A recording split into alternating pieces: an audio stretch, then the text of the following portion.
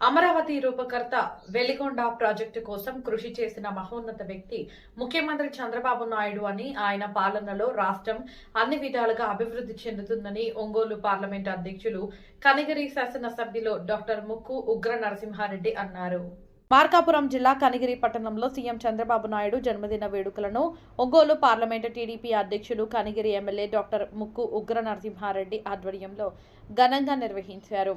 ఈ సందర్భంగా కనిగిరిలోని అన్నా క్యాంటీన్ వద్ద సీఎం చంద్రబాబు జన్మదిన కేక్ను ఎమ్మెల్యే ఉగ్ర నరసింహారెడ్డి కట్ చేసి సీఎంకు శుభాకాంక్షలు తెలిపి కార్యకర్తలకు స్వీట్లు తినిపించారు.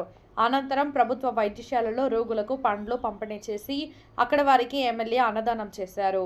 అనంతరం ఆయన మాట్లాడుతూ 76 ఏళ్ల వయసులోనూ సీఎం చంద్రబాబు యువకుడిలా పనిచేస్తున్నారని, ఆయన నాయకత్వంలో ఏపీ అన్ని విధాలా అభివృద్ధి చెందుతుందన్నారు.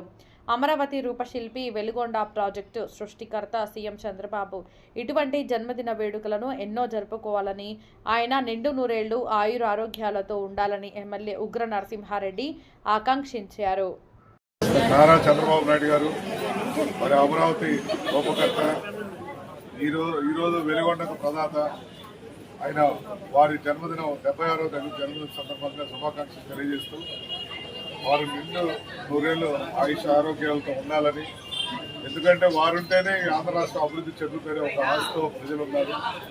అందుకని ఈరోజు వారి జన్మదిన సందర్భంగా అన్ని అన్నా క్యాంటీన్లో కూడా ఉచితంగా అన్నం పెట్టడం జరుగుతూ ఉంది. మరి 75 లక్షల రూపాయలు కూడా ఈ భోజనం ఖర్చు ఏదైతే మొత్తం కూడా ఇవ్వడం జరిగింది.